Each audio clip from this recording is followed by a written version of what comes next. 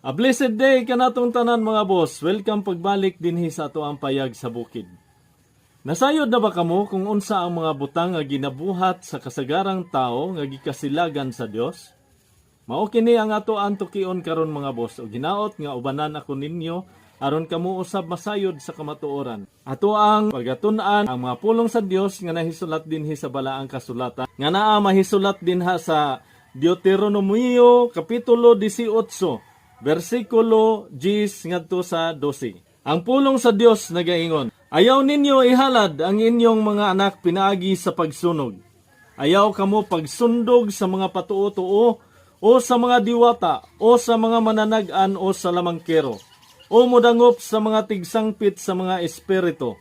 Kay gikasilagan sa Ginoo ang tanang nagbuhat ni ining mga butanga. Tungod niini abugon sila sa Ginoo samtang magpadulong pa kamo kanila. Mao kining mga butanga mga boss ang gikasilagan sa Dios. Og kadaghanan sa atoa karon wala magdahom o wala lang masayod nga kita nahisukwahi na diay sa kabubuton sa Dios. Nga kita diay nagbuhat na niining mga butanga sa wala lang nato damha. Tungod kay kita nagsunod sa mga buhat mga naandang gimbuhaton sa ato ang mga katigulangan kaniadto. Wala lang nato tukia, wala nato sayra kung unsa ang kamatuoran mahitungod nini. Unahon nato paghisgot kining mga patuo-tuo mga boss. Unsa man kining mga patuo-tuo? Mga patuo-tuo mao kini ang practices nga nag-foretell or foresee or kaning mga tao nga nanagna karon nga moingon nga aning higayuna mahitabo ang linog o unsa nga mga katalagman ang mahitabo. Apan dili gayud tanan nga mga gipangsulti nila mahitabo. Mga boss, nasayod ba kamo nga ang Dios perfect? Dili gayud masayop. So kung ang Dios pa ang naghatag og kaalam ni anang maong tao, wala gayoy mapakyas sa iyahang isulti. Mahitabo gayod ang tanan. Sama sa nahisulat dinhi sa kasulatan. Busa mga boss, ayaw kamo og pagpahisalaag ni anang mga tawhana sa inyong pagtuo kanila. Tungod kay karon niining higayon na sa ato ang pagkinabuhi nining kalibutan na wala nay mga propeta nga gi-appoint ang Dios. Tungod kay ana-ana ang balaang kasulatan nga maoy ato ang pagatamdan, mahitungod sa kabubuton sa Dios. Focus ta mga boss, kung unsa ang gisulti sa mensahe sa pulong sa Dios, mahitungod sa iyahang kabubuton.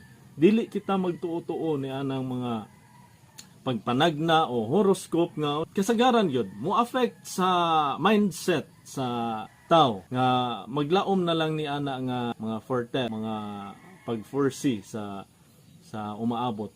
Mawad-an kita og focus sa Dios tungod kay anaa kita ning focus ni anang mga butanga. Og nga nakabantay mo nga sa mga festival nga pagabuhaton sa katawhan karon. Sa ilahang mga harvest kasagaran, moingon tinuod nga salamat sa Ginoo, salamat sa Dios.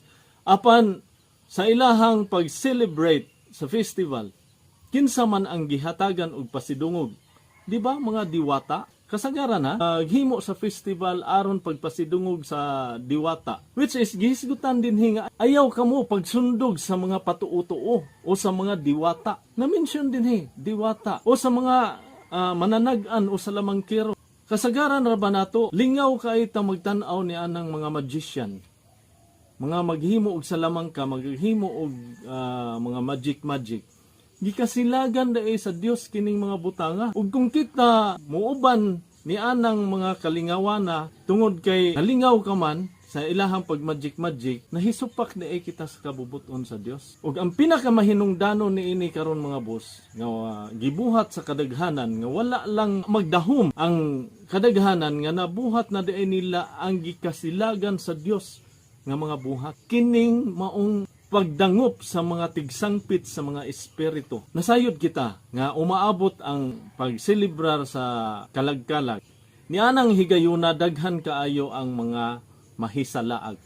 Nganuman, kay sila mismo nagsangpit sa mga espiritu, spirits of the dead, which is gihisgutan dinhi nga gikasilagan sa Ginoo ang mga tawo nga mudangop sa mga tawo nga nagsangpit og mga espiritu o spirit of the dead.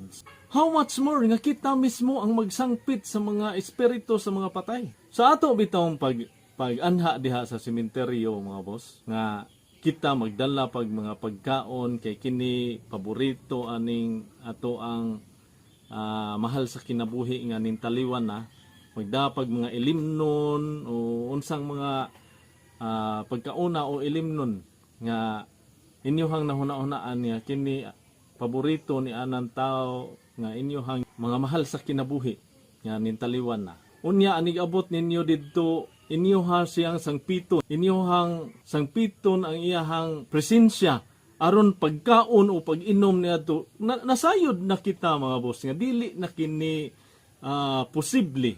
Apan nganong ato amang buhaton. Nakapasok wahi day kini kanato sa kabubuton sa Dios. Ug wala lang kita masayod ni ini nga gikasilagan na day kita sa Dios tungod sa ato ang gibuhat. Tungod kay nagsunod-sunod kita sa mga binuhatan sa ato ang mga katigulangan kaniadto.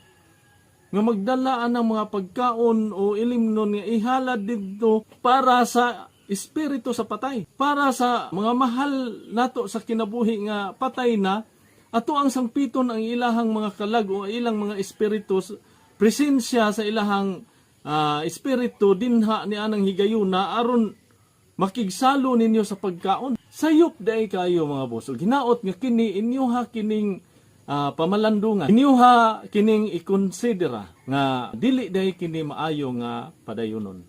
Mga boss, dili sayop ang mobisita dinha sa lubong sa ato ang mga mahal sa kinabuhi.